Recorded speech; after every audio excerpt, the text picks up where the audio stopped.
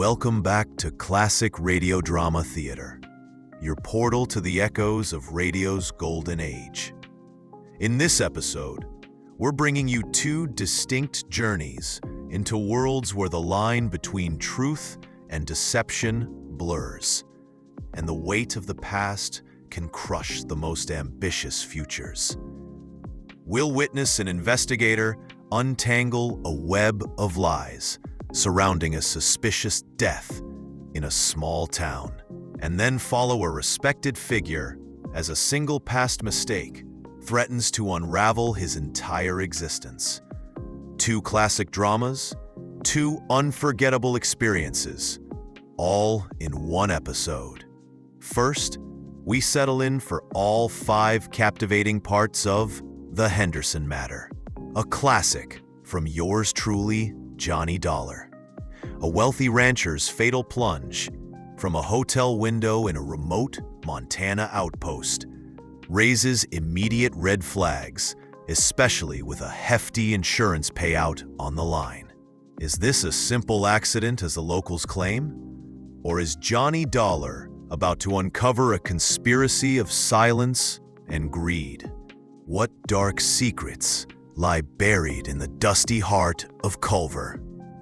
From Hollywood, it's time now for Johnny Dollar. Tim Connors, John boy. Congratulate me. Congratulations, Tim. What for? I just had another boy. 7 pounds, 12 ounces. Hey, you like cigars? Sure. Well, come on down and pick one up. Oh, maybe you better pack a suitcase, too. I got one for you out in Culver, Montana. Where's that? I just told you. Out in Montana somewhere. We have a debt policyholder there named Henderson. Henderson, huh? Yeah. Now, we don't know if he was murdered, committed suicide, or had an accident. Well, what does it look like? All 3. Okay, Tim, be there in an hour.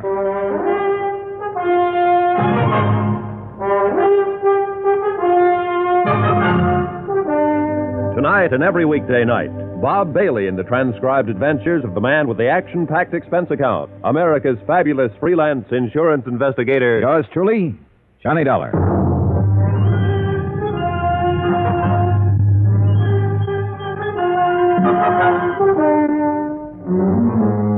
Expense account submitted by Special Investigator Johnny Dollar to Paramount Insurance Adjusters, Hartford, Connecticut.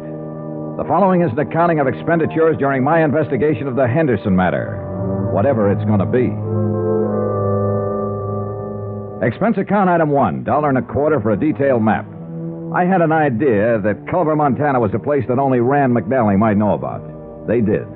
I found it tucked up in the high northern corner of the state near Great Falls. Hey, where's your bag? Home. I told you to pack it. Now, look. Give me a cigar, Tim. Tell me about the new boy and the new case. Okay, have a chair. Here you are. I wouldn't smoke it if I were you. Terrible. Cost me $2 a box. Hey, you know something? I'm thinking of naming the new boy Johnny. Oh, tough case, huh? Yeah. Look, we're in the same sweet old spot, Johnny. Same old problem. One of our policy holders is dead, and for looking into the circumstances of his death, the insurance company is no longer a friend of the widow and orphan, but a big, bad monster trying to weasel out of a just claim. All claims are just claims, or are they? Well, of course they are. No one ever tried to pull a fast one on an insurance company. Well, the world's full of nice, honest, straight-playing people. Uh-huh. Now tell me about getting sandbagged in a poker game. Look, I want to get this out of the way and get back over to the hospital and see my wife. Now, John, this claim came into the insurance office yesterday afternoon, airmail special. The insurance company turned it over to me today. What company? Western. The policy's worth $25,000 face value, double indemnity if death was by accident. No payment for suicide. Uh-huh.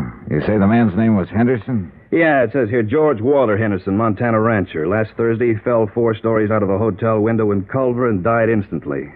At least that's what we have in this report here. Somebody could have shoved him, or he could have taken the leap. Now, we have to know for certain. Oh, what's on the claim report? Accidental. There was no inquest, no police investigation, and that's not good enough for us. Uh-huh. This Henderson prominent? Well, he was big enough, Johnny. Cattleman, rancher. He was also a major stockholder in the only newspaper in Culver, so I doubt if his paper'd suggest suicide or anything else, do you? I don't know, Tim. I never met the editor. Well, meet him if you like. Talk to him. Talk to anybody in Culver. Find out what was what. This is a lousy cigar. Johnny, you know how to handle these things. We have to have more information than this. Have you tried to do anything on it at all? Yeah, I phoned the sheriff's office long distance and talked to a man named Holton, Eve Holton. He said he'd be happy to cooperate. Well, what else? I phoned the beneficiary to get some information. Name's Pauline Henderson, his widow. Is she going to cooperate, too? I don't think so, pal. Huh? She hung up on me.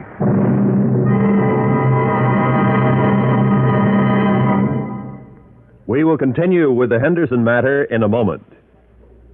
Friends, how'd you like to thrill your favorite youngster with some of the most exciting toys of the year?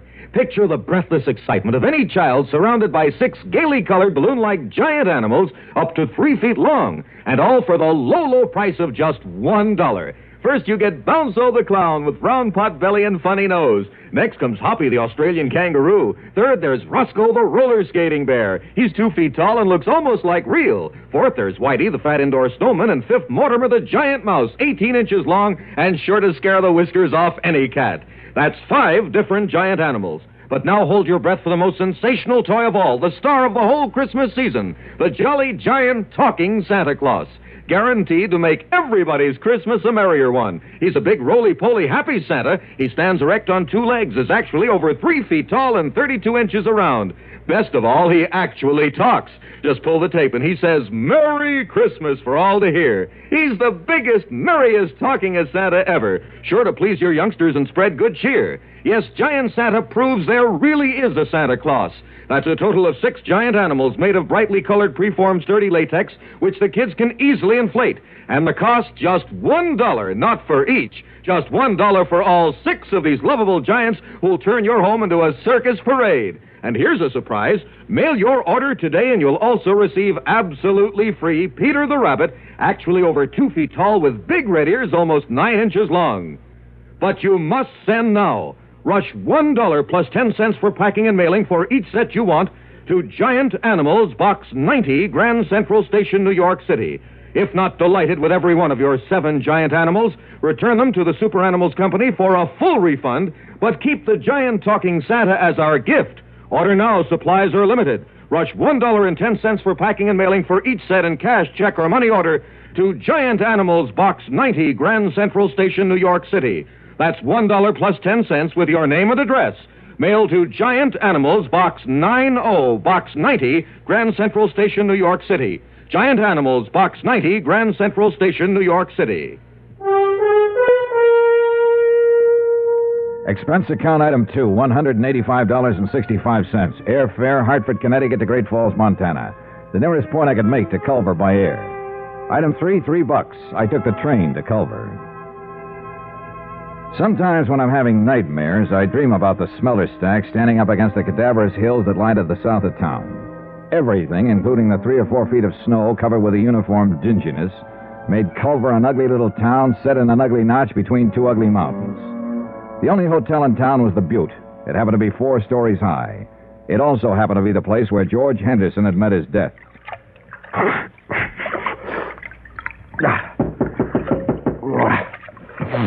Okay, just a minute.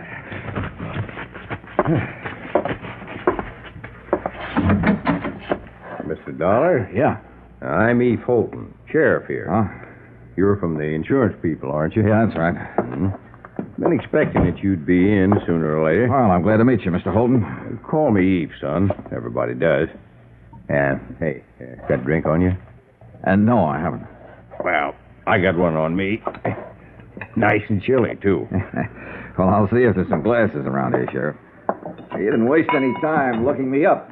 No, I guess I didn't, son. Thought it'd save a little time this way. Knew you'd be looking me up sooner or later. Really thought we ought to have this drink together. Private. May not have any more together while you're here.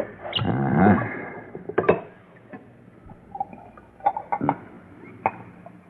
Well, health and happiness, boy. Same to you. Now, this drink we're having. This is in your room, and I'm just a fellow welcoming you to Culver. In my office or on that street out there, I'm a sheriff, and I'm going to be real official. All right, go on. I want you to notice I'm not asking any questions of you, son. I'm just answering anything that you might want to ask me right now. All right. You're going to have to plow ahead yourself on this one, pretty much alone. And let me tell you what kind of plowing you got in store for you.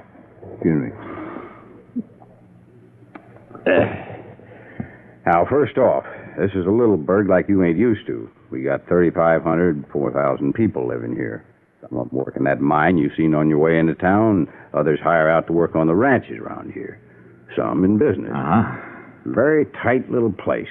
We hardly ever fool around with anybody else. Sure. Now, you're here because your insurance company don't like to pay off on a policy without knowing whys and wherefores. They don't like the word accident without knowing some of the details. No, they don't. There's a lot of people here, most people, who don't care about those details. As a matter of fact, son, they'd all just as soon put old George Henderson down on the ground and say it was an accident and let it go at that. Well, maybe it was, Sheriff. I don't know. But I'm going to find out. Yeah, well, now, let me go on. Those people who don't like the details don't like detail getters. You understand? Yeah. Scare you any? Not yet. You'll do all right, son. So, maybe you'd kind of like to get your coat on and come to your funeral with me. Starts at 3. Henderson's? Yeah. Give you a chance to look around, get the lay of the land. Okay, good idea. I wondered what kind of bull workers insurance companies turned out. I like you, Dollar. You're all right. You ain't bothering with any questions till you got some worthwhile asking. You tired? A little. Well, this won't take too long.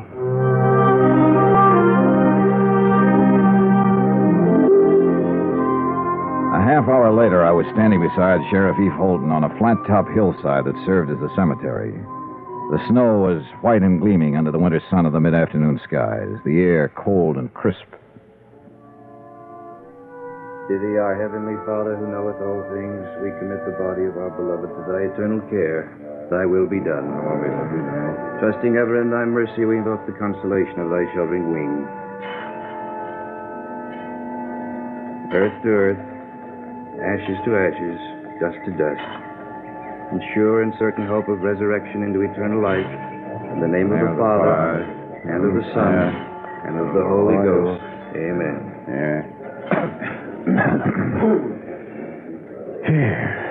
Oh, that's that. Yeah. Poor George. Eve. Which one is Mrs. Henderson? There. That's Pauline Henderson? Yeah, that's her. Well, she can't be more than 25. 26, to be exact, Dollar. I went to her birthday party 2 months ago. Well, how old was George Henderson? 59. Went to his party, too. Yeah. Pretty thing, Very. Any other family? Nope. No other wife, huh? Nope. Want to meet her? No, not right now. Well, suit yourself. Kind of thought you might start thinking when you got a look at her. Now, just keep on the way you're doing. You're doing fine. When there's something you got to know, you'll find out. Well, Leaf, I already know one thing. Yeah? What's that? I'm going to ask for a coroner's inquest. Just from seeing her? Just from seeing her. You're a sly one, Johnny.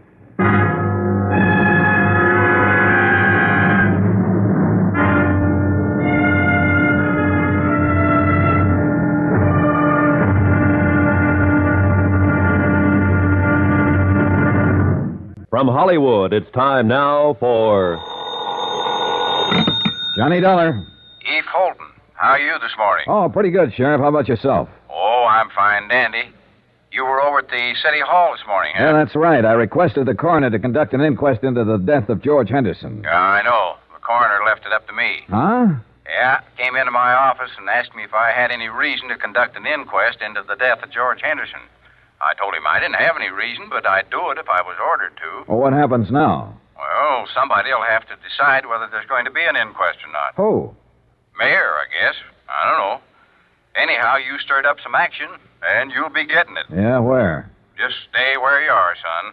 My guess is it'll come right to you.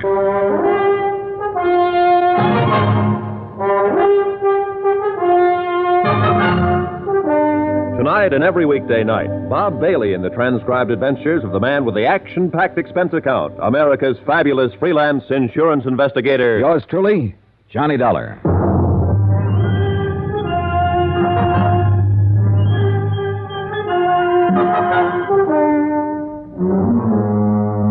Expense account submitted by Special Investigator Johnny Dollar. To Paramount Insurance Adjusters, Hartford, Connecticut. The following is an accounting of expenditures during my investigation of the Henderson matter. The death of George Henderson of Culver, Montana, where I am today. A casual certification announced the death is accidental, having been received by a fall from a hotel window. No one in Culver seemed to be too worried about any of the details. But details are my job. That's why I requested the coroner's office to conduct an inquest. I took Sheriff Holton's suggestion and waited to see what my request flushed up in the dingy-colored mountains of Culver. An hour later, my first bird winged up to my hotel room. He was a tall, gray-haired man in a Stetson, earmuffs, and the western version of a Chesterfield. His Honor, Mayor Newton. Mr. Dollar, I want to talk to you about this request you made for an inquest into George Henderson's death. Yes, sir, Mr. Mayor. You are aware, of course, that George's death, and he was one of my beloved and personal friends for many, many years, was a great blow to the entire community. No, I didn't know that, Mayor Newton. Huh? Only the smallest part of the community were at his funeral yesterday afternoon. His widow and I'd say not more than half a dozen other people. But I understand that your insurance company is not quite satisfied with the certification. Is that correct? More or less. What would they need to be satisfied, sir? An exact knowledge of how Mr. Henderson fell out that hotel window. I would rather no inquest were held into Mr. Henderson's death. Why? Why, sir, George Henderson is dead and buried. It should remain that way. If an inquest were to be held, it would only prove that George fell out of a window. I beg you to consider that, Mr. Dollar. You seem very certain that an investigation would prove that death was accidental. It was accidental. George fell out the window. Well, now, I can't just tell that to my insurance company, can I? We are a small community with a rudimentary police force, not equipped in any way for an exhaustive investigation, nor for the financial burden of such an investigation. I strongly urge you to reconsider this request for a coroner's inquest. You do? I do indeed. His untimely death was an unfortunate occurrence, outside the pale of any of our poor abilities to foresee. A terrible, terrible accident. I'd like proof of that. Proof? An inquest, Mr. Mayor. An inquest. All right. My interview with Mayor Newton had convinced me that I'd get no real help from him in the Henderson matter. Quite the contrary. Expense account item 3, 20 cents, coffee. Myself and Sheriff E. Holton. Well, you got it. Huh? At the direction of Mr. Jackson. That's our coroner. He deputized me temporarily to conduct an inquest. It's going to take place tomorrow morning, 9 o'clock, City Hall. Tomorrow, Sheriff?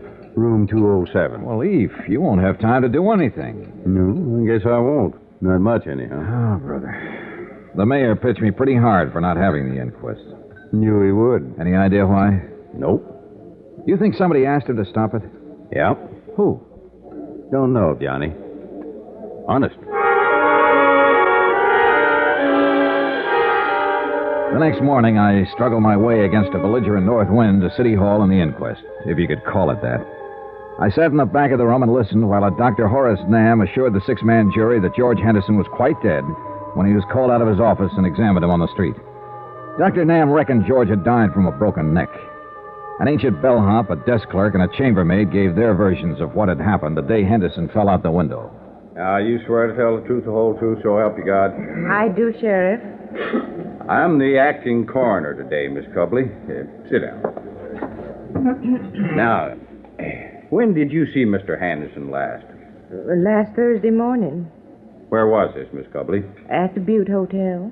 Mm-hmm. You know what time of the morning it was?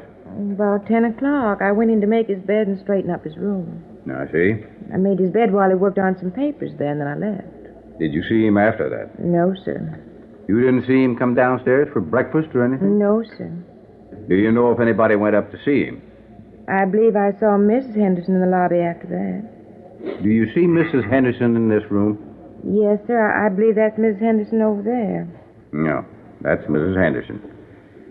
Now, do you know if Mrs. Henderson visited Mr. Henderson in his room? No, sir. I don't know that. Miss Cubley, did you happen to notice if anyone else went up to Mr. Henderson's room that morning? No, sir.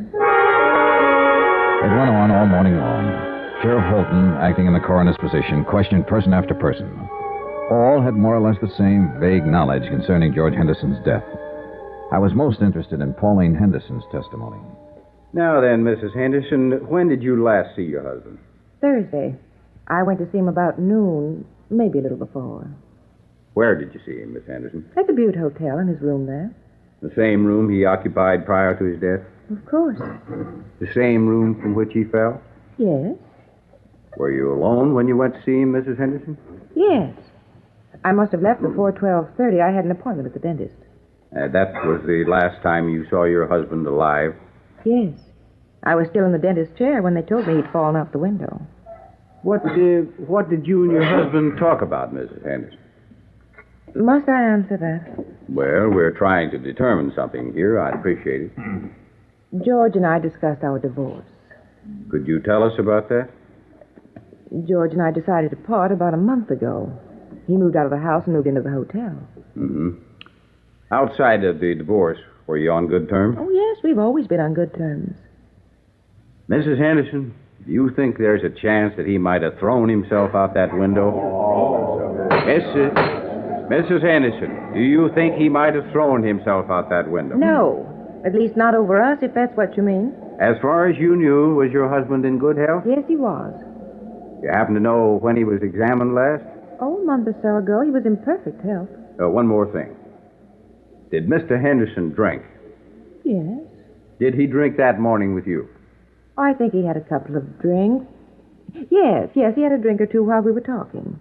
He could have stumbled to that window. The clothes were New York, the perfume Paris, the jewelry Tiffany's. The look, you might expect it on the Riviera, where everybody tries to act bored with too many good things in life. Her dress, black for the occasion of death, was cut too well and too carefully for her to pass as a grieving widow.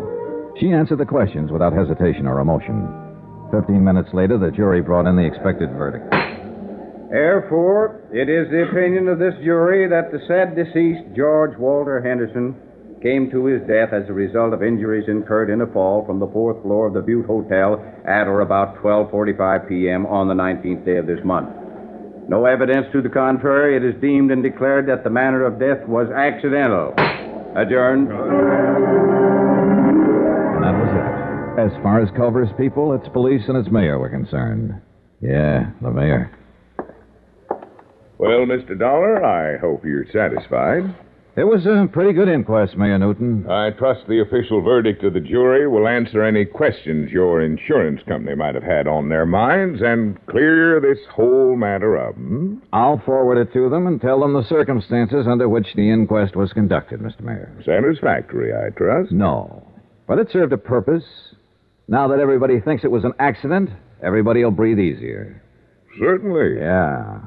If everybody's relaxing like that, somebody's going to get careless. See you, Mr. Mayor.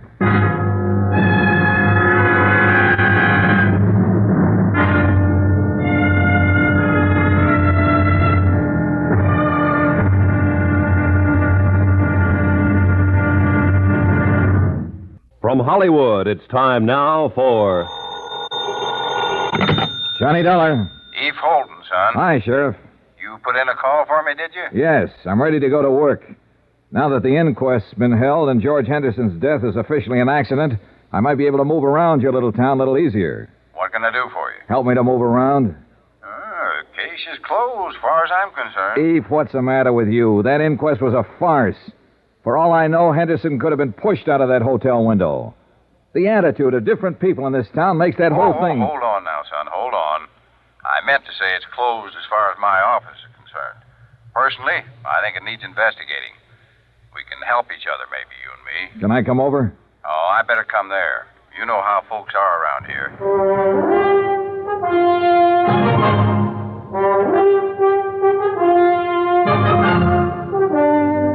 Tonight and every weekday night, Bob Bailey in the transcribed adventures of the man with the action-packed expense account, America's fabulous freelance insurance investigator. Yours truly, Johnny Dollar.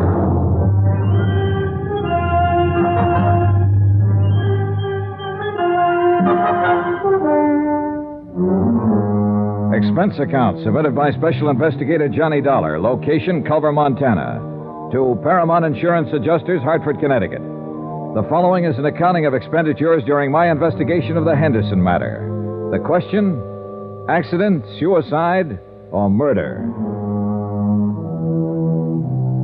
Expense account item 4, $3.48. 1 day later to Tim Connor's office in Hartford explaining the situation in Culver. I'll read it back to you, Mr. Dollar. Mr. Tim Connors, Paramount Insurance Adjusters, Hartford, Connecticut. Coroner's inquest into the death of George Henderson, policy number EMP-196667, found death to be accidental. In my opinion, the inquest was not thorough. Have decided to stay on in Culver and conduct my own investigation. If any change, please advise via Western Union, Butte Hotel, Culver. Am forwarding copy of coroner's verdict this date. Best regards, Dollar. Correct? Okay. Oh, Mr. Dollar. Hmm? Good luck. Yeah, sure. Expense account item 5, 68 cents, postage. I mailed a copy of the coroner's verdict to Hartford, airmail special. After that, I went back to my hotel to wait for the sheriff, Eve Holton. Come on in, Eve. Oh. Hello. Hello. Mr. Dollar, my name's Porter. I'm the manager of this hotel. Oh, well, come in, Mr. Porter. I can't right now. I've got some other things to attend to. Well, anything I can do for you, Mr. Porter? I'm going to have to ask you for your room, Mr. Dollar. Oh? When? Today. Any particular reason? We're all filled up. The room's been reserved for 6 weeks. By whom? What? Who reserved it? Why, a man from Bozeman. It's a sort of convention. Sort of convention. What kind of convention is that, Mr. Porter? Look, Mr. Dollar, you'll have to leave this room today. The man's coming in tonight. Uh-huh. And there's no other hotel in town? That's the way it is, Mr. Dollar. No other place to stay? No. So I have to pack my bags and get out of town, is that it? I must have the room, Mr. Dollar. Who asked you to say you wanted the room, Mr. Porter? Who asked you to come here and kick me out? Why, no one. Well, you go back to no one, Mr. Porter, and you tell no one that I'm staying right here in this room here in Culver until I finish what I have to do here. You tell that to no one, will you? Mr. Dollar, I'd hate to call the police. Go ahead, Mr. Porter. Be sure and tell them about the sort of convention you're having and how all the rooms are sold out. Tell them about Mr. No One, and tell them I called your bluff. Anything else, Mr. Porter? I was at the stage where I was beginning to take notes for myself. Note 1, the mayor didn't want to have an inquest into the death of George Henderson. Note 2, when they did have an inquest, they didn't want to really find out anything. Note 3, Mr. Hotel Manager wanted me to keep on not finding out anything by getting me out of town. I explained all of this to Eve Holton when he showed up a half an hour later. Kind of tight, isn't it? I don't know what that means, Sheriff, but it's pretty stupid. Yeah, it's stupid, son, but it could be effective. Now, I'll tell you what. If Porter calls the police, I'm the police. So don't worry about that. I'll hem him and haw him. All right, thanks. Now then, tell me how much your insurance company's stuck for. $50,000 if Henderson's death goes by as an accident. The good book says that's what it was. I know. There's a chance, too, he had a heart failure and fell out of that window. No, sure. Always a chance. We might have to dig him up and find out, Sheriff. Oop, no, hold on. Autopsies and digging people up is one thing you'd have a hard time doing around here. I might insist on it. I don't know. We'll let that go for now. Say, tell me about Mrs. Henderson. Where's she from? Here. Right here in Culver. Now, she didn't get that mink coat and those diamonds she was wearing at the inquest in Culver. More important, she didn't get that continental look here either. So what's the story? Well, her name was Pauline Underwood before she married George. Born and raised right here in Culver. Of course, she went to school in the East, and she's been in Europe a couple of times, but most of her life's been right here. She is a mighty pretty widow. And a mighty rich one, too. Henderson had it. I know. This divorce she talked about at the inquest yesterday. Well, everybody in town knew they weren't getting along, never did get along. How could they? Pauline's 26 and George is 59. He could have been her father. As a matter of fact, he almost was. Now, tell me about that. You got a drink? Oh, yeah. Well, George raised Pauline from the time she was 14. He paid for all her schooling and growing up. She didn't have any folks after her old man died. George was pretty good to her. He sure was. Was he a friend of her parents? Well, Tom Underwood worked out at the ranch for George. When he died, there was Pauline standing around. Oh, yeah. Oh, thanks. And she eventually married him and his money, huh? Well, I wouldn't put it that way exactly. I think she liked him. Now, I've gone over what you're thinking, son. Those two were talking about divorce for some time. The papers had been drawn up for a settlement. She'd have got a lot of alimony and so on. So Pauline had no call to push him out that window or have him pushed out. At least not for money. All right. Suppose he didn't want a divorce. Suppose he loved her and she came to the hotel room that morning and he pleaded with her to try all over again. Suppose she said no. Suppose she said no in a great big cold way. And George Henderson sat there and thought about it after she left. And he got sick all over and he walked over to that window and... Suicide? What do you think? You knew him. Yeah, he wasn't the suicide type. Oh, nobody's the suicide type until they come to the end of the line, Eve. Then it's too late to interview them and ask them how they got there. Everybody seems to think it was an accident, so I'm just throwing words around. Well, you have a right to do that if you aren't satisfied, son. Hey, getting back to this hotel again. Who might want me to get out of town and not ask any questions? Anybody. Well, who? No idea. But it's somebody who has some feelings in this. Hey, who owns this hotel, Eve? Noah Baxter. Who's Noah Baxter? Rancher. Got a place about 15 miles from here. Pretty big man. Friend of Henderson's? Yeah. And let me put that question a little different. Baxter a friend of Mrs. Henderson's? I don't know. Can you find out? I can try. Well, find out about him and any other friends, Eve. Friends that might be younger, that might have gone to Europe or school in the East. Yeah, sure. What are you thinking now, son? Well, now, if I were Mrs. Henderson and my husband fell out of a window in this hotel and killed himself, I'd hire a lawyer and I'd sue the hotel for damages. If the insurance company didn't pay off my claim, I'd hire a lawyer and insist that they pay that claim. I'd do those things right away, Sheriff, especially if I thought it was all legitimate. Yeah. Yeah. 2 hours later, I received a wire from Tim Connors. He requested me to look up a man named Thurber, an insurance broker living in Great Falls. Expense account item 6, $4.92, tank of gas. I borrowed Sheriff Holton's car and drove the 80-odd miles to Great Falls that afternoon. Mr. Thurber bought lunch.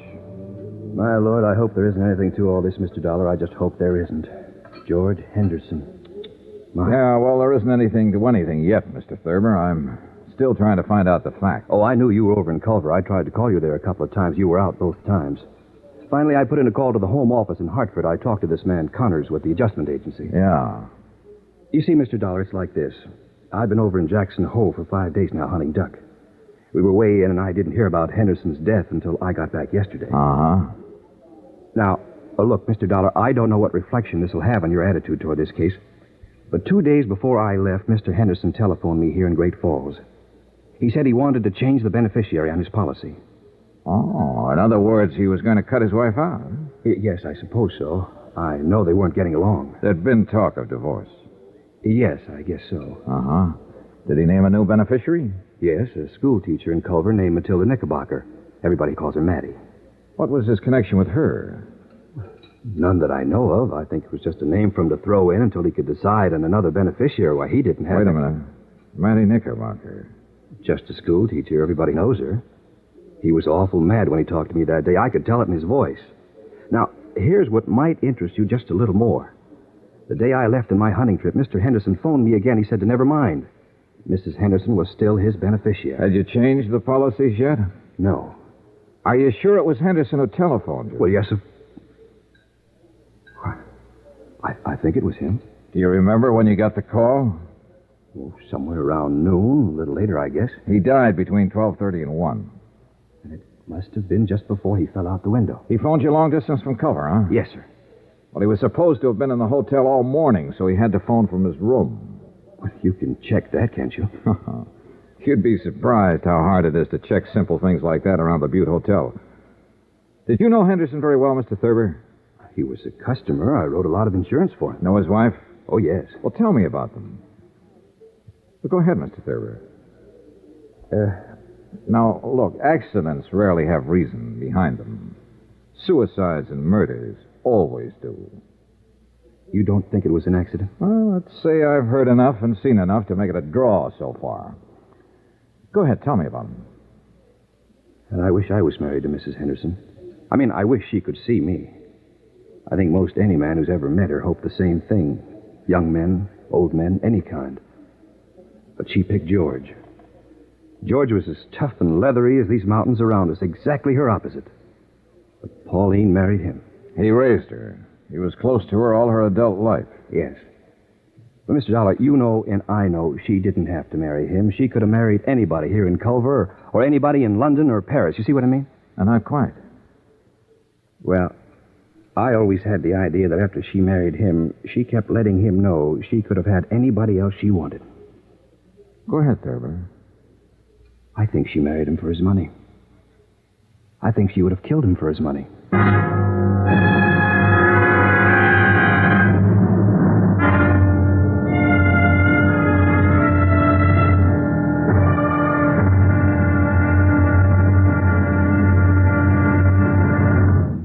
From Hollywood, it's time now for... Johnny Dollar. This is Mrs. Henderson. You asked me to call, Mr. Dollar? Yes, Mrs. Henderson. I'm with Paramount Insurance Adjusters. Oh, yes. You probably know we asked for the inquest into your husband's death. Yes, I know. We're trying to clear up the entire matter as quickly as we can, Mrs. Henderson. I'd like to talk to you. Oh? Hate to trouble you at a time like this. Well, that's all right, Mr. Dollar. When do you want to talk? May I come out to the house this afternoon? There's a nice restaurant called Big Horn Lodge on the highway. How about meeting you there at, say, 4 o'clock? Good. I'll be there.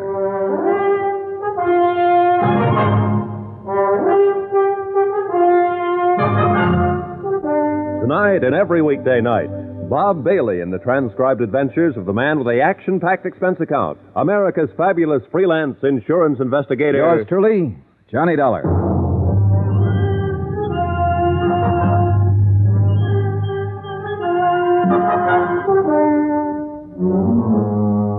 Expense account submitted by Special Investigator Johnny Dollar to Paramount Insurance Adjusters, Hartford, Connecticut. The following is an accounting of expenditures during my investigation of the Henderson matter. Expense account continued. Item 7, $5. One pair of galoshes, believe it or not. It snowed in Culver, Montana during the night, all night. By morning, 14 inches of fine new snow covered everything in sight. After my phone call to Mrs. Henderson, I spent the morning trying to rent an automobile. There was none to be had, so that afternoon I dropped over to see Eve Holton, my sheriff friend.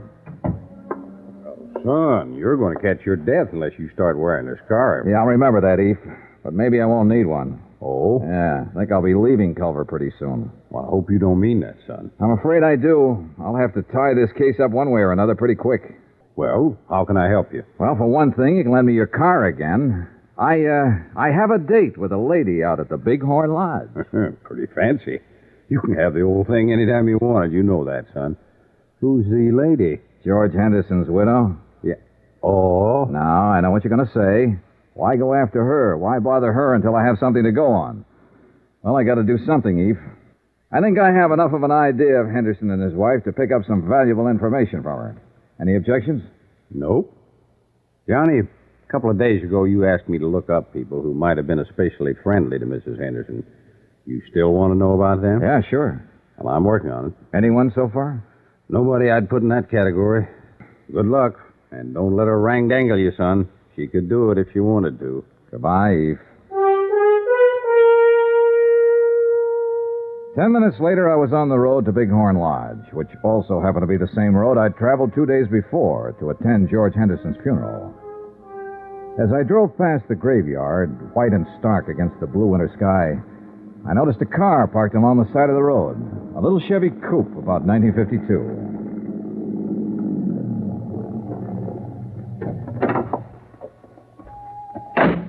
There was the figure of a woman, all alone, standing by George Henderson's fresh grave. Her head was bowed. She didn't notice me as I walked up. A gray-haired woman, about 45. Slight, delicate, gentle. Oh, I'm sorry. I didn't mean to start it. Oh, that's all right. Do I know you? Why, I don't know.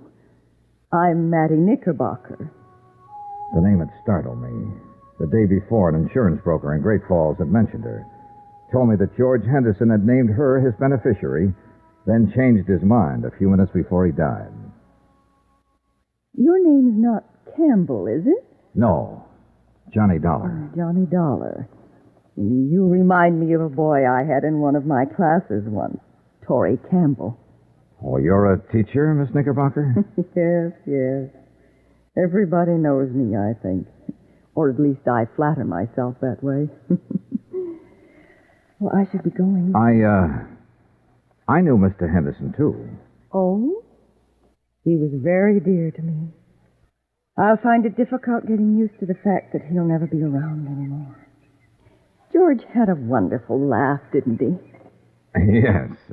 Yes, he did, Mrs. Knickerbocker. I never really thought that he ever grew up. Of course, you knew him in a business way, and I'm sure he was very, very grown up in business. I didn't come to his funeral. I didn't think I could bear it. I thought I'd just drive out this afternoon and say goodbye by myself. Well, I apologize for interrupting you. Not at all, please. Funny little thing. The birds in the snow. Oh. Such tiny, wonderful little things. A little bit of God in each of them, Mr. Dollar, wouldn't you say? Yes, ma'am. I don't know why. I think George would like to know they're here, near him. Miss Knickerbocker, I have to tell you... No, you don't, Mr. Dollar. I know who you really are. Everyone in town knows.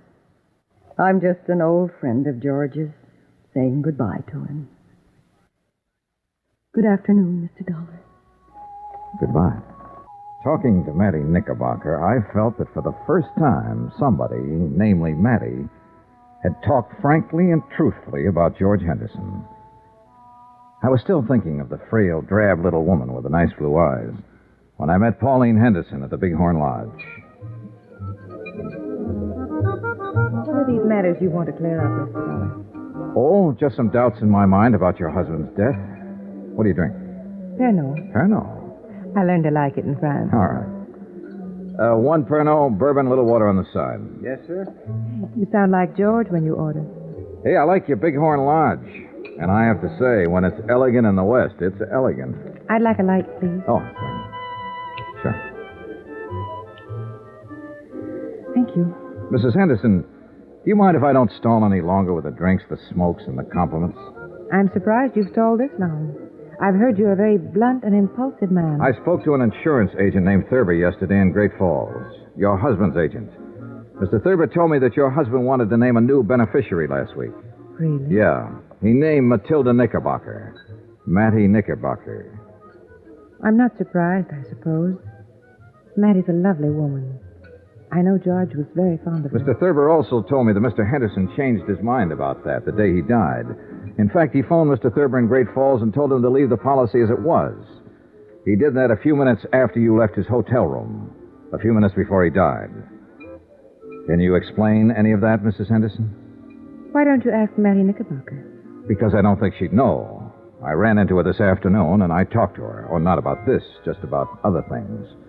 I'll look her up again if I have to. But it's you I want information from now. Then why don't you ask what you mean, Mr. Dollar? All right. Did something happen in that hotel room that made him change his mind about you? That's better. I do wish that ridiculous little man would bring our drinks. He will. Don't misunderstand what happened in the hotel room. George and I were going to be divorced. He moved out of the house a month ago. We went to his attorneys and drew up a tentative property settlement. You mean... Dunlap, Eder, Reardon, and Blake, Great Falls. They have a copy of that settlement. George was quite generous to me. So I didn't kill him for his money, if that's what you're thinking. Here we are, sir. Pernod, bourbon. Thank you. I didn't see George for 3 weeks or so after we made the settlement. Then we happened to meet one day in Culver, and, well, we had a rather bitter argument. It was one of those ridiculous things. We quarreled and parted very angrily. The whole thing was childish. My first impulse was to go right back to the lawyers and demand every unreasonable thing I could on the divorce settlement. I guess George's first impulse was to cancel me out as his beneficiary. Did you go to a lawyer, Mrs. Henderson? No. No, I cooled off. I cooled off considerably, Mr. Dollar. After all, George had been everything to me most of my life. I was truly sorry we never got along as man and wife. I'm glad that we made it up before he died. That morning. He apologized when I came by the hotel. I apologized. After I left, he fell out the window.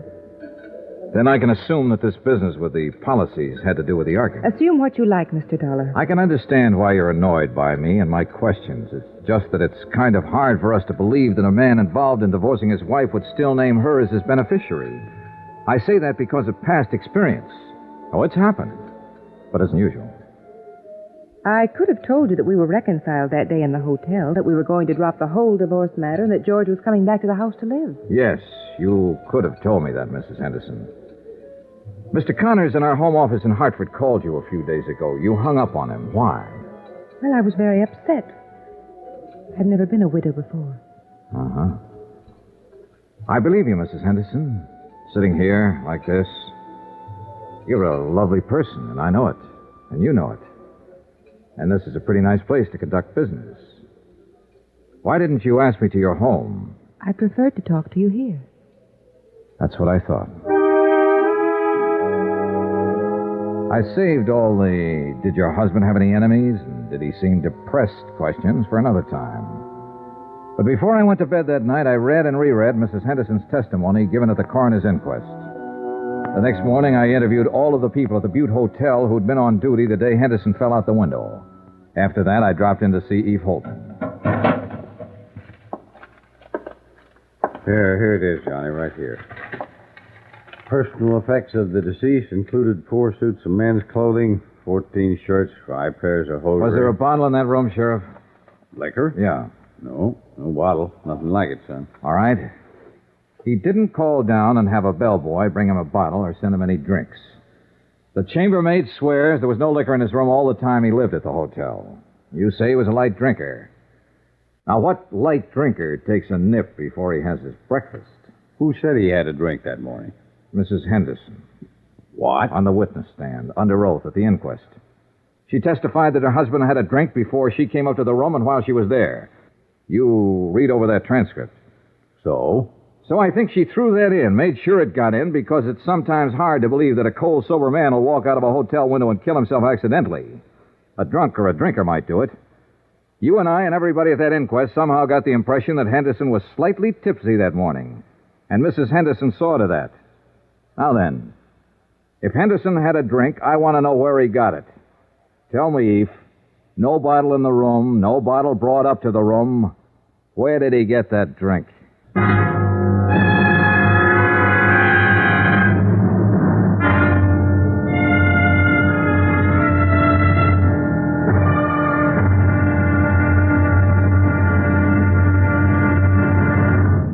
From Hollywood, it's time now for Johnny Dollar. I have a call for you from Hartford. Go ahead, please. Johnny? Right here. Connors at Paramount Adjusters. Say, what was this wire, Johnny? You serious about denying liability to Mrs. Henderson? I sure am. I think it'll bring the whole thing out in the open. This is pretty serious. Have you got any concrete evidence that Henderson's death wasn't accidental? Jim, I have a copy of the coroner's inquest. Concrete evidence that Mrs. Henderson lied under oath. She said her husband was drinking the morning he died. Everybody here believed he was a little crocked when he fell out that hotel window. I've got proof that he didn't have a drink that morning. What proof? No bottle in his room. No bottle brought there. Nothing. What do you say? Don't make a move, kiddo. I'll get the first plane.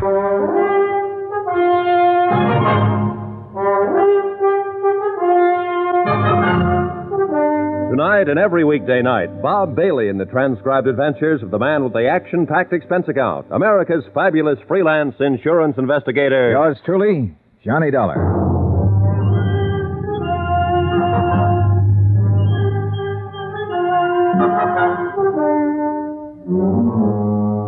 Expense account submitted by Special Investigator Johnny Dollar to Paramount Insurance Adjusters, Hartford, Connecticut. The following is an accounting of expenditures during my investigation of the Henderson matter. Sheriff Holton agreed that there was enough of a doubt about the circumstances prior to George Henderson's accidental death to warrant an official re-examination of all the facts. He promised me the police would start an immediate investigation. That was all I needed. I knew Mrs. Henderson would be re-questioned and that the pressure would start to build up. 14 hours later, when Tim Connors arrived in Culver, I had some pressure of my own. Well, Johnny, what? Well, the best thing we can do now is move in. Deny liability on the grounds that the accident is not proved. I suppose Mrs. Henderson sues us. All right, let her. Then the burden of proving that her husband's death was accidental would be on her.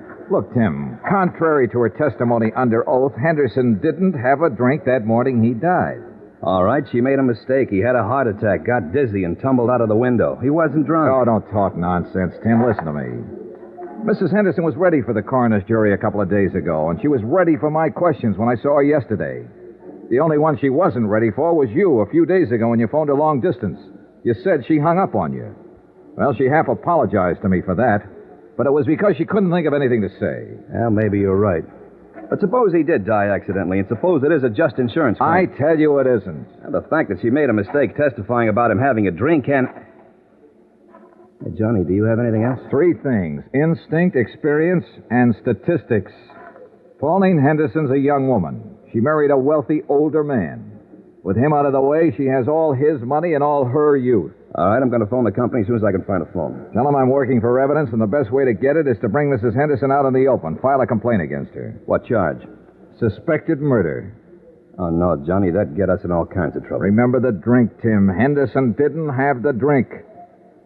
Now, we'll have to have more than that. I'm sorry, Johnny. All right, I'll get you more.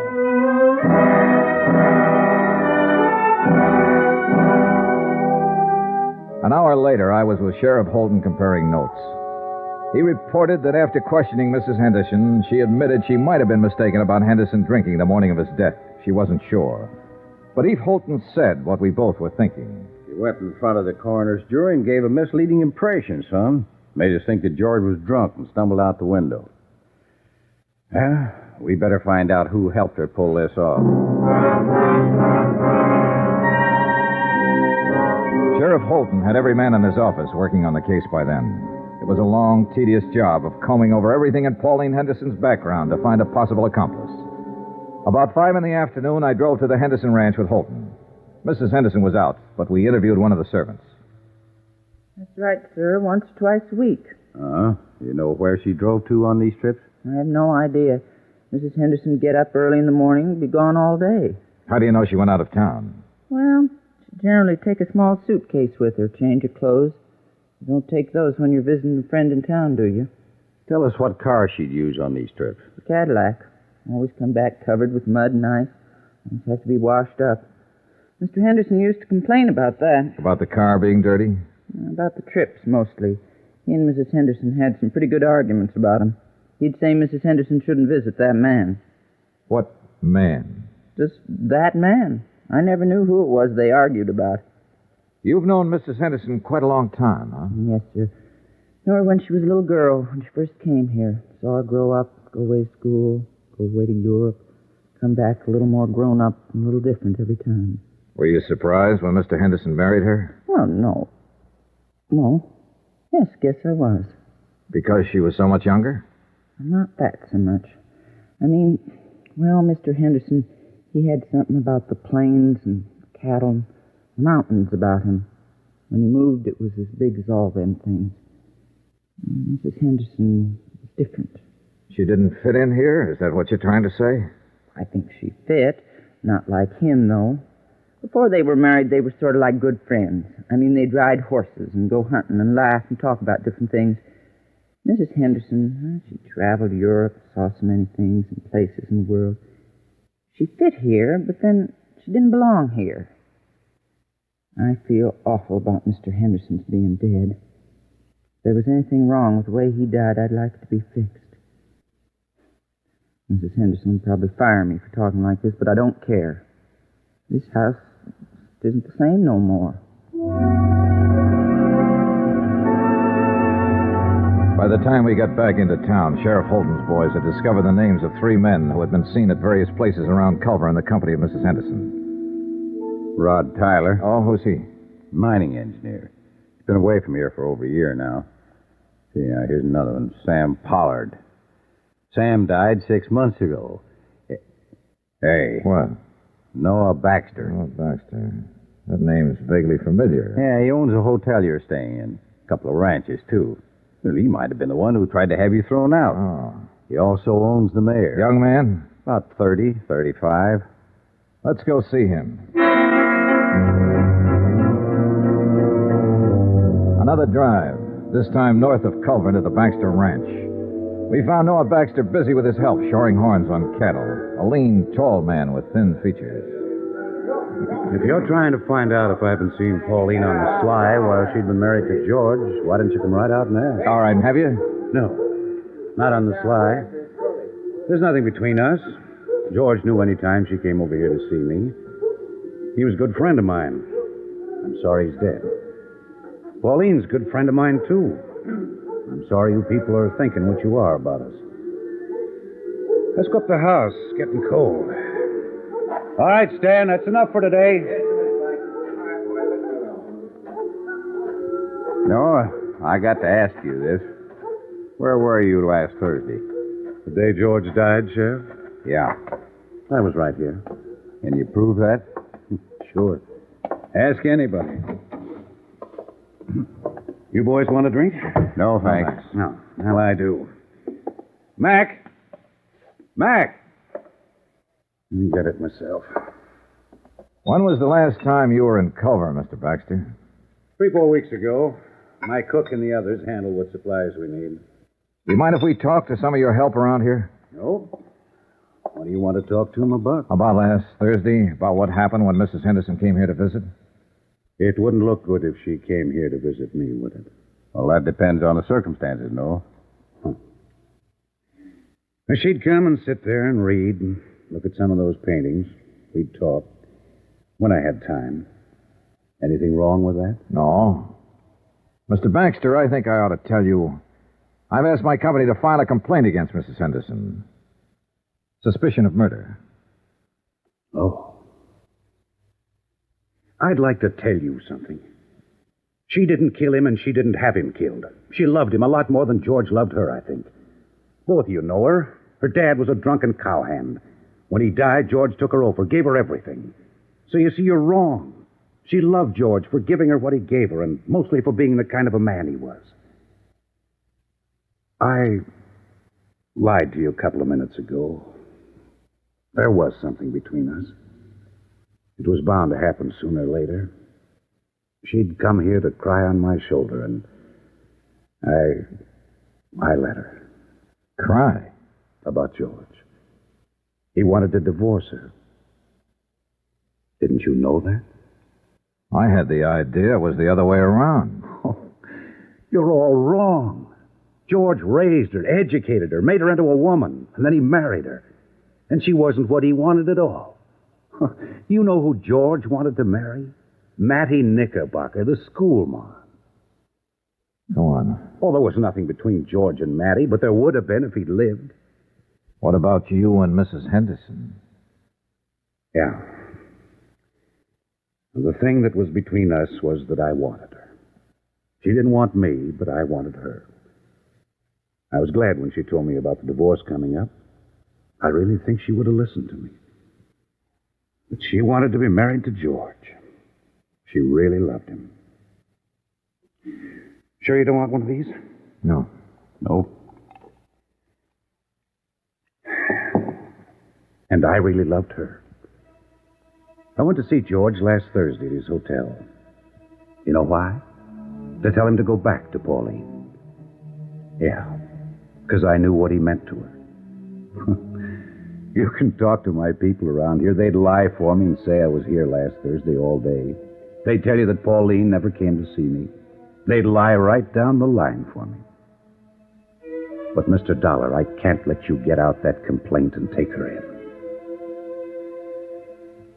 One of my trucks was taking some beef to the hotel last Thursday. I rode in with the driver and went in the back way. I went right up to George's room to talk to him. Pauline had just left.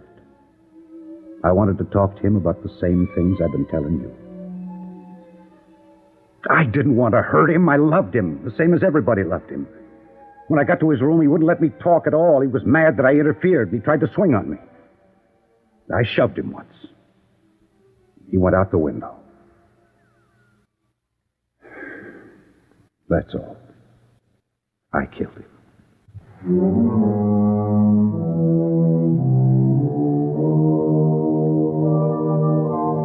Expense account, item 8.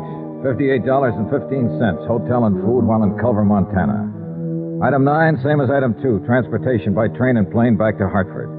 Item 10, $88, miscellaneous. Expense account total, $802.50. Remarks? We still had to pay double indemnity. Mattie Knickerbocker, Pauline Henderson, Noah Baxter, they'll pay another way. With the hurt that comes to nice people. Yours truly, Johnny Dollar.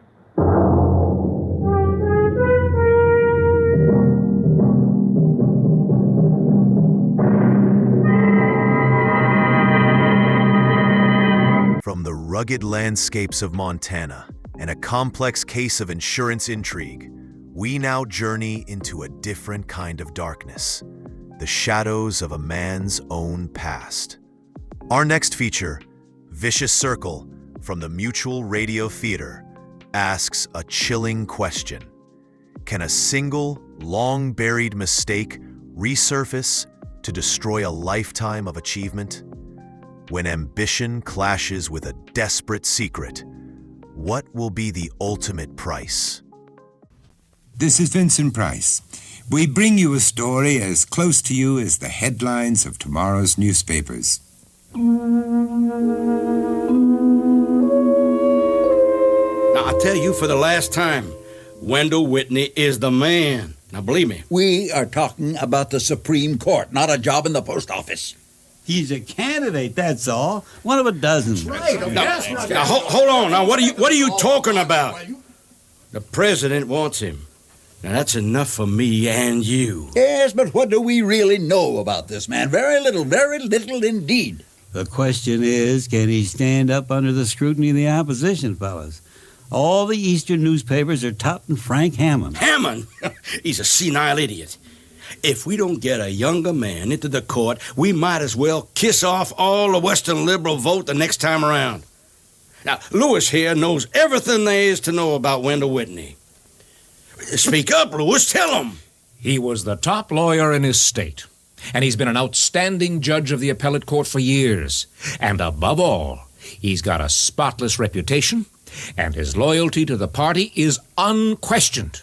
He'll be a credit to every one of you who helped the president endorse him. You heard the man. The president endorses him. I endorse him. Now, what more you want? When you hear this story, titled Vicious Circle, you may say to yourself, oh, I know where Arch Obler got that idea, but you'll be wrong. Because I know for a fact that playwright Obler started to write this play over 20 years ago and finished it only a few days before this broadcast. So get yourself comfortable, and in a moment, hear the amazing story of Vicious Circle.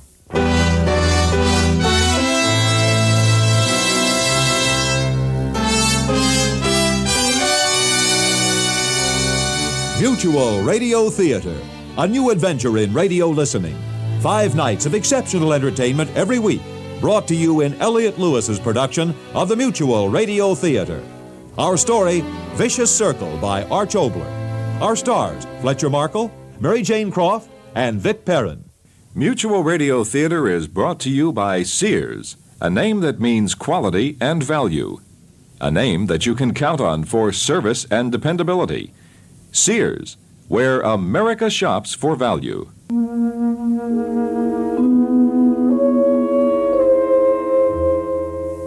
And now the first act of award-winning Arch Obler's play, Vicious Circle.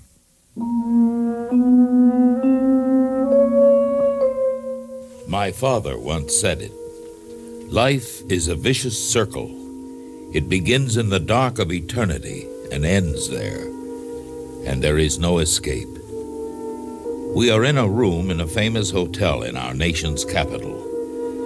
Judge Wendell Whitney, handsome face lined with tension, paces impatiently up and down, up and down. He is waiting for a word, a magic word.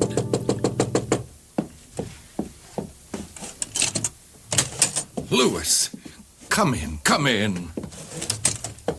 Well, what happened? Congratulations, Mr. Justice.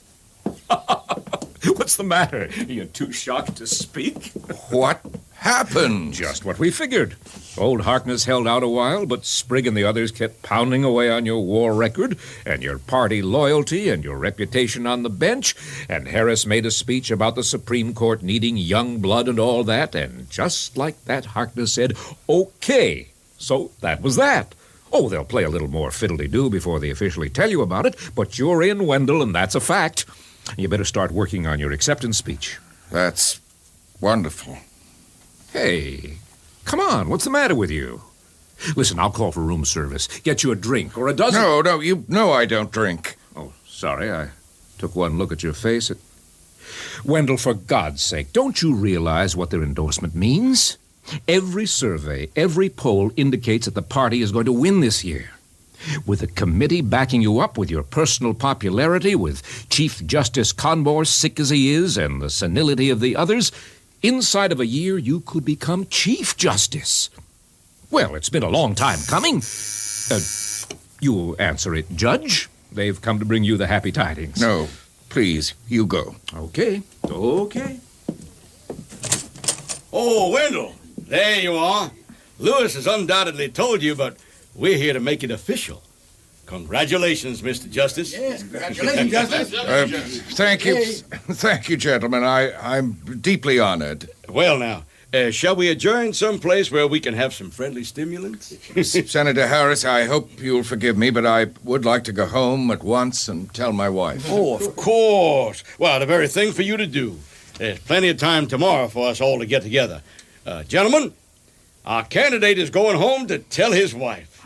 And having seen the beautiful Margaret, I'm sure we all understand. Oh, we sure do. Can I drive you home, Wendell? My car is outside. No, thank you. I brought my own. Thank you again, gentlemen. I'll see you all tomorrow. Very good. Bye. We look forward to seeing you again, Judge.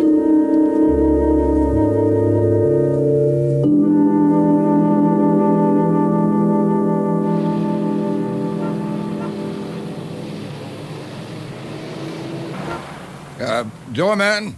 Oh, yes, Judge. My car. Would you get it for me, please? Oh, it's at the curb, sir. I saw you crossing the lobby. Thank you. Here you are. Oh, thank you, sir.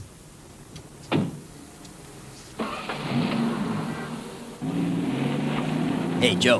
Who's that? Oh, Judge Whitney. What's he running for? President? Oh, better than that. Supreme Court, I think. Now, that's a job.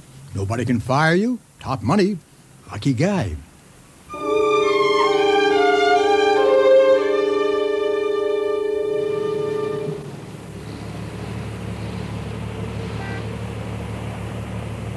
Oh, Margaret, what will you say? I know you've been expecting it, but the reality... I better slow down a bit. Supreme Court candidate Dent's Fenders on Washington Street. Got you talking to yourself, Judge? What? Who in the devil... Better watch your driving, Judge. Don't worry about me. I'm quite comfortable in the back seat. Now, why did you have to stop? We can talk while you're driving. Get out of this car. How dare you... Well, Judge, so you remembered me, hmm? It is you, isn't it? Yeah, I'm flattered. Yes, indeed. I mean, after 10 years and 40 pounds. Mind if I get in front with you, Wendy? We got a little bit of talking to do. Okay, let's go. Drive.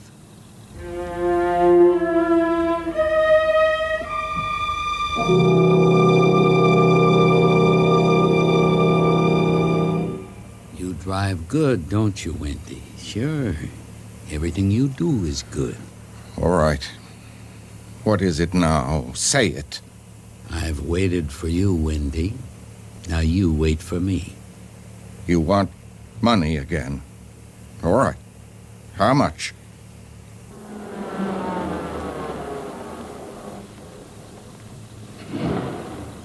Now, friend, did I tell you you could stop?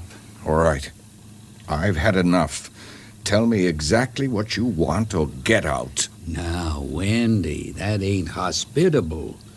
Old-time friends like we are. You realize it's been 10 years... Get out. Out! You see, I'm not even moving, Wendy. I know you're just making a joke. That's the way it used to be. When was it? 10 years ago? You'd get all mad, and then you'd get smart, and we'd get along all right. That's the way it's going to be now, ain't it, friend? Or should I say, Mr. Justice? What are you talking about? Oh, Washington's like a big mouth, and I got big ears. I've been hearing exciting things. President's going to nominate you, ain't he, Wendy? And if he nominates you, that's it, ain't it? I mean, the way things are going. Justice of the Supreme Court, Wendy Whitney of Leeds, Wyoming. Who'd have thought it? Yeah. And who'd have thought you'd be district attorney and then governor? But then, I always was lucky, wasn't I, Wendy? How much? You're asking that question now at the right time, friend. $100,000. $100,000? Does that surprise you, friend? It shouldn't. You're insane. I haven't got a fifth of that. Well, maybe you haven't, Wendy, but you'll get it. Oh, you filthy blackmailing scum. Still got your expensive temper, haven't you, Wendy? Looks like rain. Remember the rain, Wendell? Wet streets. Shut up. No. I shut up for 10 years, waiting. Just waiting. Now I'm talking. I knew you'd get there. Now you're there, so I can't shut up anymore. I'm giving you 48 hours to get the money. 48. And you'll get it, all right. A man who's going to be a Supreme Court judge has lots of friends with lots of anxious money. 20 years ago, $150 shut you up. Then it was $250. $500. 10 years ago, $1,000. And now $100,000. What next, Henry? Just tell me. I like you when you talk quiet that way, Wendy. I like it. Real sensible and businesslike. Answer me. What next? When you're, like they say, on the bench, I don't know. I'll have to figure it. It's always give and take with me, you know that. You and Margaret. Margaret. Mighty pretty girl she was, and is. Yeah. I found out where you lived. And I saw her come out of your hotel today. A real pretty woman, Margaret.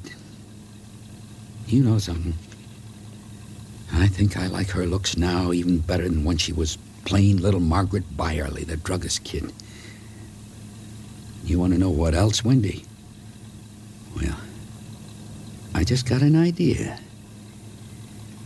Back home, Margaret could never see me for dirt.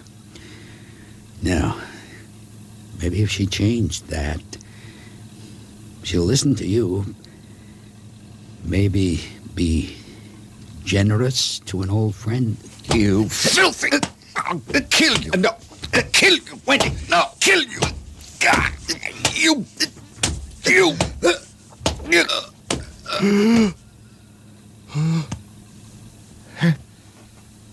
Henry. Henry. Dear God.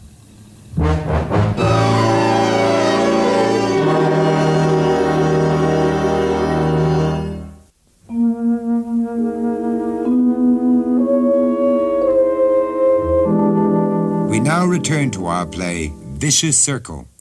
Wendell Whitney, candidate, tells his wife of blackmail and murder. Hello? Yes? Julia!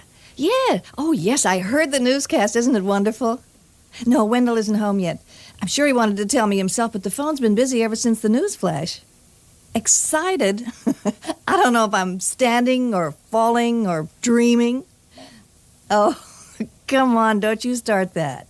You know, there's a small matter of the actual appointment and another little thing called getting past the Congress. Wendell? Yes? Oh, Julia, I have to hang up. Wendell just came in. Yeah, yes, I'll tell him. Thanks for calling. Bye. Oh, Wendell. Wendell, oh, my darling. It's wonderful, wonderful. Margaret. Now, that's an unenthusiastic hug. What is it? Well, your face, so somber. Oh, I know. No. The strain you've been under all these hours. Here, sit here. Rest. And then tell me all about it. Yes. If we were drinking people, this is the moment when I'd reach for the champagne. You know, I just realized something. If you became justice, and you will, you'll be the first teetotaler on the Supreme Court bench since Douglas. Or was it Justice Holmes? Wendy, aren't you feeling well? Do you... do you remember when we got married? What kind of question is that? You do remember, don't you? Thursday, that Thursday. Wendell, what is this? Of course I remember. Oh, come now. Don't tell me after 20 years the wedding wasn't legal. Wasn't old Reverend Johnson really a qualified minister? Have we been living in sin like an old Tracy Hepburn movie? Margaret, stop it. Stop laughing. What? That morning, on the way to the wedding, you remember it was raining hard. I was late, driving fast. I was coming along the river road, and I didn't see. She was crossing the road, and I hit her. I got excited. I didn't stop. Don't look at me as if I were a madman. I'm telling you the truth. 20 years ago, on the morning of our wedding, I killed a woman. You what? I killed a woman. I can't believe... I'm telling you, it's the truth. I hit her. I ran. Mary Foley, don't you remember Mary Foley? Old Mary Foley. Yes, old Mary Foley. I was the hit-and-run driver. I killed her, and I ran away. But why didn't you tell me then? And why tell me now, after all these years? Because the years have come back. I don't know what's... That day, there was a witness. Oh. I didn't know then. I found out quickly enough. Who? Henry Benyon. Henry Benyon? So that's why... Yes. That was part of the blackmail. Calling him my friend, letting him visit us. Part of blackmail? He bled me for 10 years. Then he disappeared. Until today. Oh, Wendell, why didn't you tell me? An accident 20 years ago. All these years.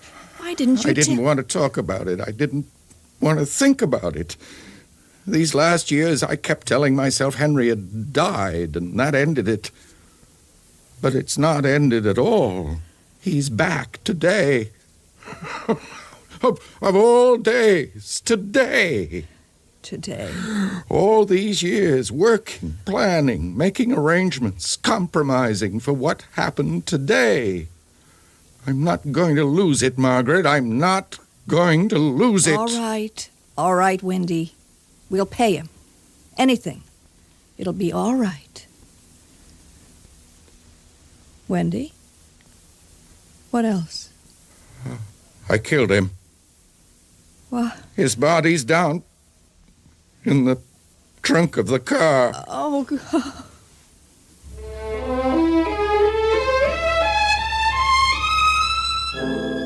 Wendell? Yes. Your eyes closed? Thinking. Tell me, where are you going? Telephone? Who are you going to phone? The police. No. Give me the phone. Margaret, I've got to call them. No, I won't let you. Who did you kill? A man? No, a nothing. A piece of filth.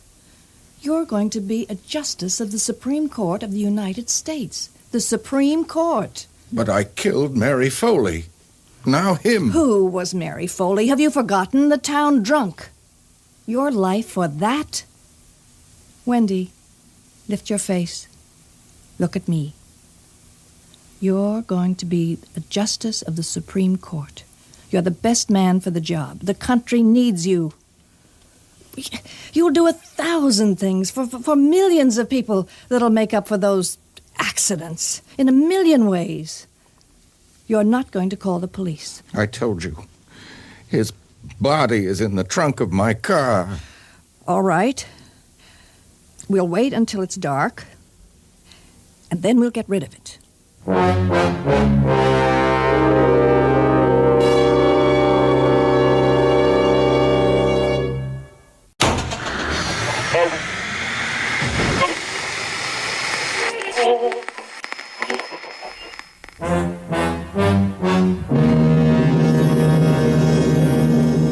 We return to our story, Vicious Circle. Wendell Whitney, candidate for office in the United States, tries to dispose of the body of the blackmailer. Faster, Wendell. Let's go faster. No. Oh, you're right. We must drive along normally. Naturally. Are you sure you locked the trunk? Yes. Are you sure? I still think I should have left you at home. Must I say it again? You can't do this alone. Please, don't talk about that anymore. I love you. Do you, Wendell? These last few years, I began to wonder. I wanted the Supreme Court for you, too. Oh, I love you so much. Margaret. Yes. What you said before about it being an accident, that was, and this was. Tell me. I didn't mean to kill him. But when he started to talk about you, his eyes, I hit him. I hit him. He died so easily.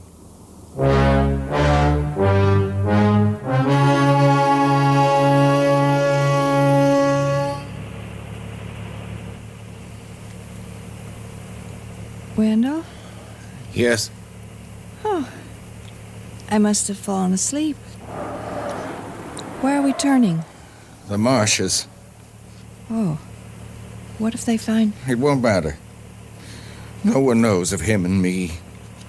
Oh, if you'd only told me 20 years ago, Wendell. If I could only turn back time to just a couple of hours ago. Why are you... Beyond those trees is the water. Oh. How are you going... I'll carry him. Oh, no. No, wait. Someone will see you. No one comes this way. I turn off the lights. So dark. Don't be afraid. I'll be right back. Oh, yes, please. Clouds scudding over the moon. Lose your way, mister? Oh. What'd you say? I said you lose your way. Policeman. That's right, lady. What is it? What's the matter? That's my question. Now, don't tell me you ran out of gas. I don't know what you mean. Yeah? Well, let me improve your education. There's some foolish people parked here for little parties. Somebody else been coming around here with a knife holding up the lovebirds. So I've been assigned to keep traffic moving. So get moving. Mister? Now. Of course.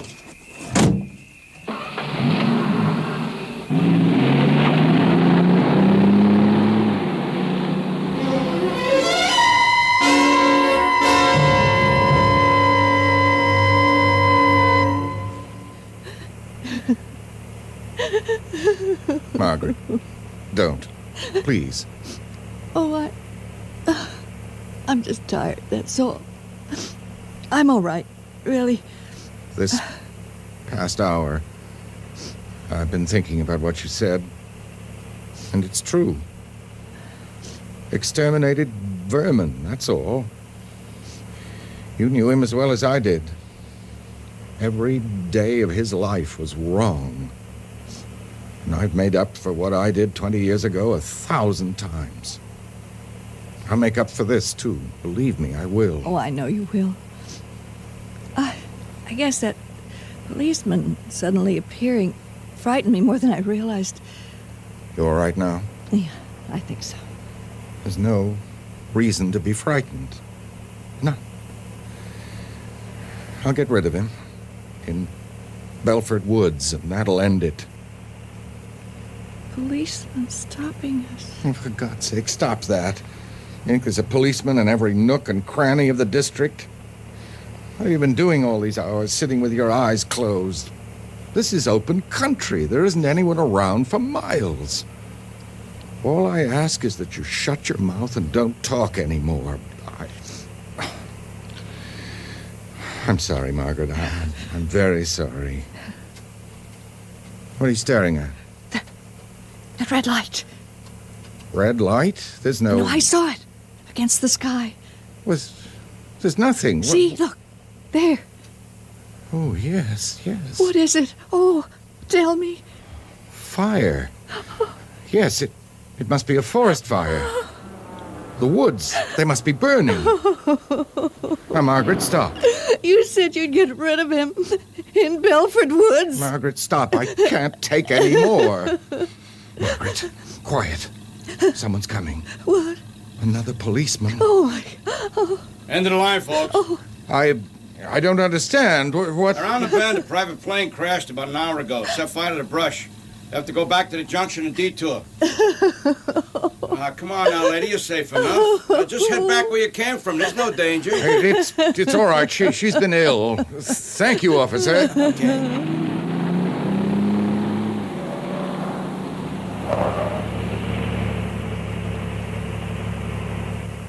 Wendell. What? We are going back. What? To tell the police. The way you wanted to.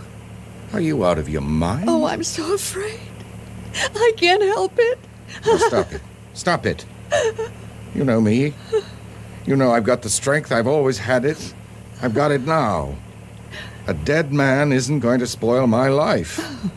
I'll get rid of him.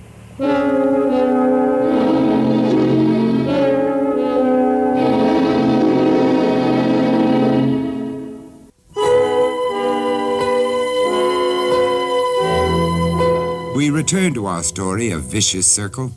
The hours have crawled by, and the body of the blackmailer is still with Wendell Whitney and his wife. Are you asleep? No. We're almost there. Almost there. Driving along this last hour, everything's cleared up in my mind. Everything. Everyone has a secret cross to bear. I'll bear mine, and because of it, do better for everyone. I'll have that chance soon. So it'll be all right. Strange. In a crisis, you were always stronger than I was.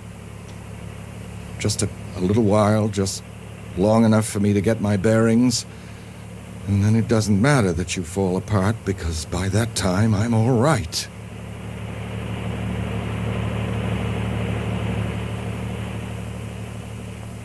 Almost there.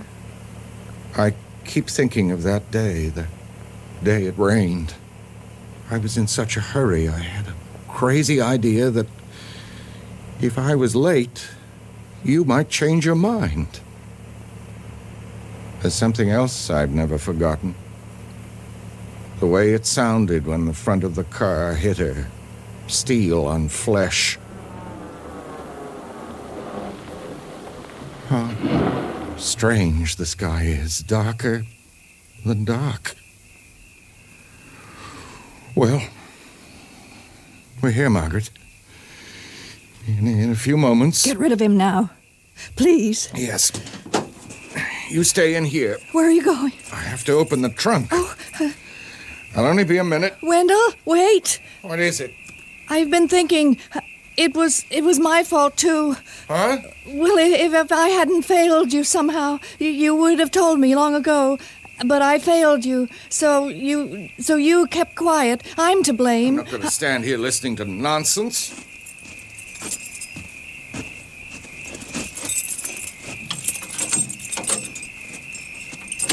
Wendell! What? There's a light coming. What? The light. Now, shut up. It's just a boy. Hi. Excuse me.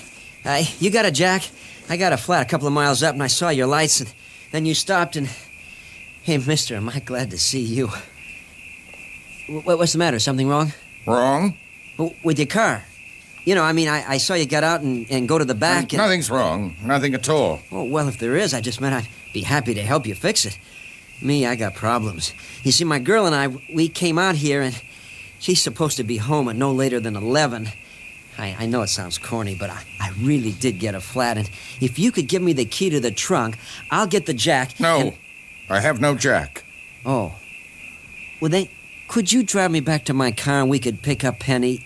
That's my girl. She is scared sitting there in the dark. And if you could drop us off at the next gas station, I could, call her folks and get squared away. I sure would appreciate your giving us a ride, mister. No, step away from the door. Oh, mister, come on, have a heart. We've been waiting for 2 hours for a car to come along. No. Go away. I can't. Hey, wait a minute. You're Judge Whitney. Hey, look, I'll hold up the light. You can see. I'm Jimmy Hayes. I'm one of the pages in the Senate. I saw you when you gave that speech. I don't blame you for not wanting to pick up hitchhikers way out here, but now you know who I am, okay? Judge Whitney? All right. Get in.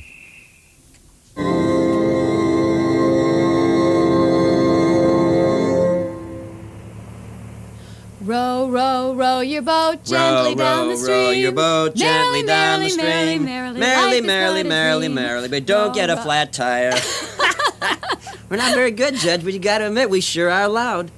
Hey, Penny, let's give another one of our extensive repertoire. Jimmy, I don't think they want a floor show. Sure they do. The judge is full of jokes. You should hear him when he talked to the Senate. Well, he sure is fresh out of jokes on this ride. They haven't said a word, he or his wife. So maybe they got troubles. I'll cheer them up. Judge? Yes? Everyone was talking today about what Walter Cronkite said last Sunday about you being, the dark horse for the court. All the pages were saying that they sure hope that you make it. Thank you. All the fellows were saying that you, Mrs. Whitney, would be the prettiest woman in Washington since Dolly Madison. Me, I said you'd be the prettiest one in history. Well, it sure is a sweet piece of machinery.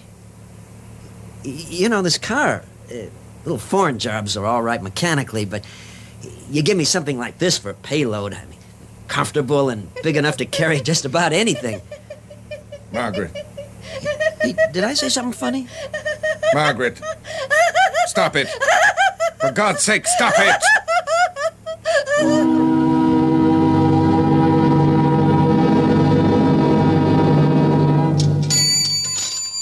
Is that enough, operator? Okay. I hope it's your mother that answers. Oh, I'll say. Please, operator, just keep ringing. Oh, they're asleep, I bet. That's your dad. He's looking for a gun. She's asleep. Who? Oh, yeah, the judge's wife. It's nice of him to wait. I mean, with her not feeling well. I still can't figure it out. Why all the hysterics? Oh, she's sick, that's all. Hello, Mother. Yeah, I'm all right. We had a flat tire and... Hello, Dad. Yeah, I know. Look, please listen. We had a flat tire and... All right. I'll put him on. He wants to talk to you. Thanks a lot. Hello, Mr. Kraber. Yes, sir, nothing to worry about. We're here with Judge Whitney and his wife. Yes, sir. Yes, sir. Yes, sir. Mr. Kraber, I've got to interrupt. It's starting to rain. Penny, don't stand there. Run for the car. I'll finish with your dad. All right. Oh, wow, that's all I needed. Judge, are you sleeping too? No. Look, Jimmy's talking to my dad. He'll be along in a minute. It was nice of you to wait for us, with her not feeling well. Oh, gosh, I hate thunder. Let me in, Penny. Come on, I'm getting soaked. Did you get my dad to understand? He yelled so much I got a tin ear. Judge, her father's coming here for us. Oh, no. I told him it was just a flat, but you know him. He said to stay put or he'll break my... No, that's my dad. Wow, is it coming down. If you could wait just a couple of minutes longer, Judge, till the rain lets up... Oh, my dad'll be here real soon. Huh? What'd she say? Get rid of him, Wendell. Margaret, sleep. Get rid of him, Wendell! Out of the trunk!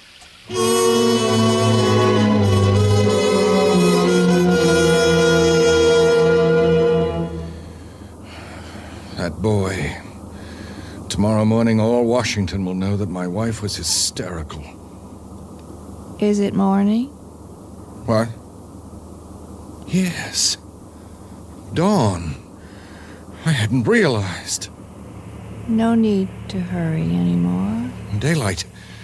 I've got to get there before daylight. No need to hurry anymore. Margaret, please. I know where I'm going now. Yes. East Road. He's around your neck. All that happened, it doesn't matter. I know where to go. The way he's been for 20 years. What'd you say? Well, it doesn't matter. Here. This place will end it. Around your neck. The river. This is where I should have come in the first place. Road's always deserted. Water under the bridge is deep. Don't go back there, Wendell. What are you talking about? Don't go back there. He'll get his hands on you. Never let you go. Drag you down. Stop down, it. He's dead. Down. Into the river and the nightmare will be over. No, don't go there. Out of my mind. And trying to drive me out of mine. Keys. Yes, I'll get you out of there, Henry, and it'll be over. A 20-year nightmare over. Lid won't come open. What's the matter? Jammed. I've got to get it open. Got to. He's holding it, Wendy. What? Who? From the inside, holding it. And I'll get rid of him for you. What? I'll get rid of him for you. Margaret! Get away from that wheel! Don't! Margaret, come back! Don't!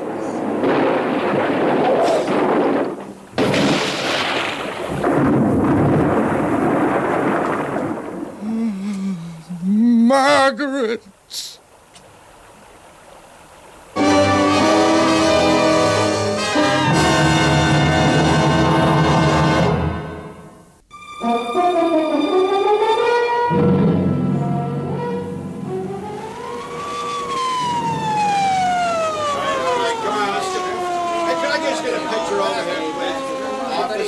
Murph, how soon will they have that automobile out of the water? Well, they've just got the hook on it, Captain. Any minute now. All right, speed it up as much as you can. Right. Reporters are driving me nuts. You take a look at him, his wife dead under the river, and they haven't got the decency to... I'll put a stop to it. All right, fellas, leave the judge alone. I told you that before. Oh, take it easy, Captain. The papers are full of the judge this morning. Haven't you heard? The party's endorsed him all the way. All we want is a simple statement. The man's in a state of shock, sitting here by the road ever since... Hey, look, the crane's got the car. They're hoisting it up.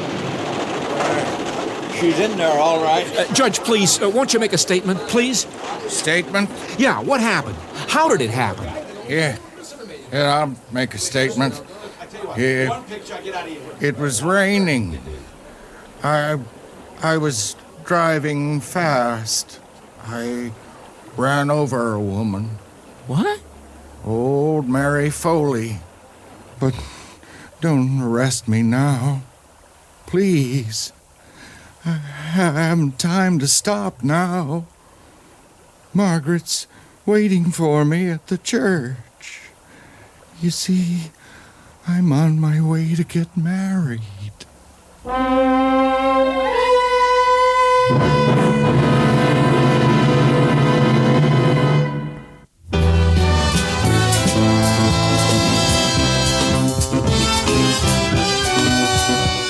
The Mutual Radio Theater is brought to you 5 nights a week at this time. Tonight's original radio play, Vicious Circle, was written, produced, and directed by Arch Obler. Your host was Vincent Price.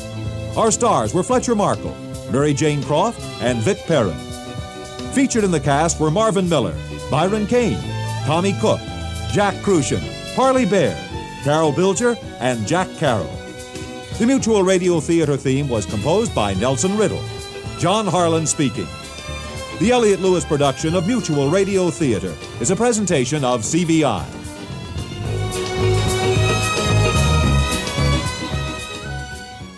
From a tangled insurance investigation to a devastating spiral of crime and consequence, this episode of Classic Radio Drama Theater has shown us the darker corners of human motivation.